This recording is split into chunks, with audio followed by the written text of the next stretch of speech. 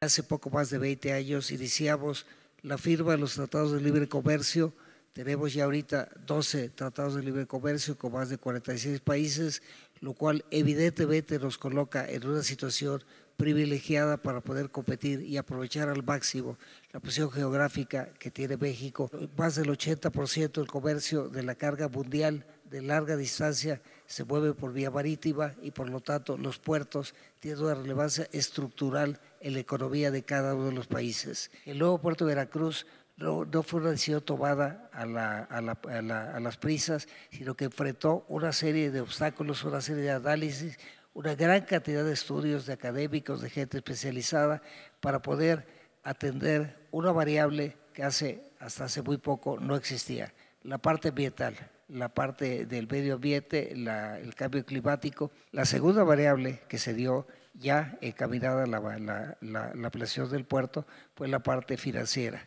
O sea, la contracción presupuestal que México ha tenido nos afectó y nos obligó entonces a buscar nuevos esquemas de financiamiento, que es lo que nos ha permitido cumplir en tiempo y forma, y que antes de que termine esta administración los primeros barcos arribarán afortunadamente al nuevo puerto de Veracruz. Los 10 principales puertos de manejo de contenedores el día de hoy son asiáticos. O sea, en la generación donde yo crecí, los puertos principales eran Rotterdam, Londres, Ámsterdam.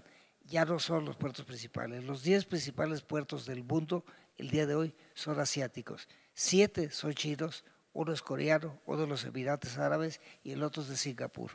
Este libramiento ferroviario lo que va a permitir es librar a la ciudad de Veracruz prácticamente la totalidad del tráfico ferroviario y que parte en dos a la ciudad del tráfico ferroviario que le da precisamente servicio al puerto de Veracruz. El 30% del movimiento de carga del puerto de Veracruz se mueve por ferrocarril actualmente en estas vías y a finales del 2018 es que se pretende que el 98% de movimiento de carga por ferrocarril se mueva por estas nuevas vías sin afectar ya a la ciudad.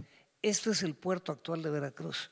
Esta es toda la ciudad, cómo ha ido creciendo y cómo ha ido empujando, cooptando y reduciendo la viabilidad del puerto. Los puertos, recordemos, tienen que tener, de poco nos sirve tener puertos seguros o puertos verdes o puertos modernos si no tenemos la interconectividad.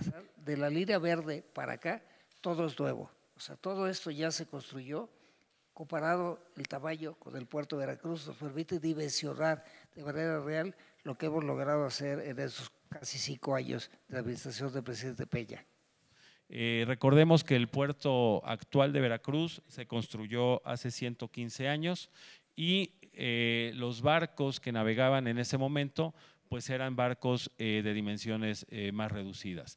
Entonces, en las dimensiones o en el dimensionamiento del puerto de Veracruz actual, los barcos que pueden ingresar sin ninguna restricción al puerto actual son los que están marcados en verde. Sin embargo, hemos estado recibiendo barcos hasta de 327 metros, que son los que están en amarillo, y los que están en rojo, que definitivamente no entran en la actualidad y que en el nuevo puerto de Veracruz sí podrán entrar porque se están construyendo los muelles precisamente para estos tipos de barcos. La primera obra que se desarrolló es precisamente la construcción del rompeolas poniente, 4.2 kilómetros de piedra, 8 millones de toneladas aproximadamente, de los cuales llevamos ya de los 4.2 cerca de 4 kilómetros, estamos por concluir el rompeolas, profundidades máximas precisamente en el cuerpo 4 de hasta menos 16 metros sobre el nivel de mar y la construcción de 2.8 kilómetros de muelles. Es que el rompeolas de 4.2 kilómetros es el rompeolas más largo de toda América Latina. No existe un rompeolas parecido en México, no existe un rompeolas de esta dimensión en toda América Latina.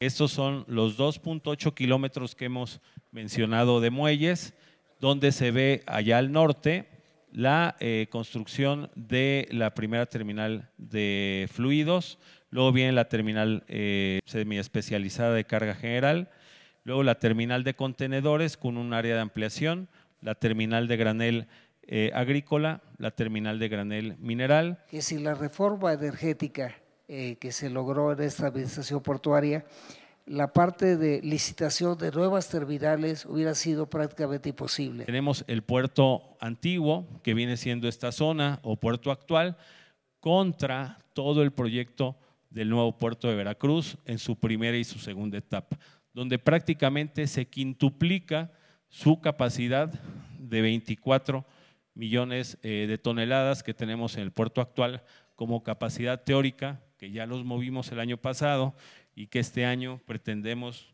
con un incremento en movimiento de cargas sin precedentes llegar a cerca de 28 millones, contra la capacidad instalada para el nuevo puerto de Veracruz en sus dos etapas de 95 millones de toneladas, sumando las del puerto actual.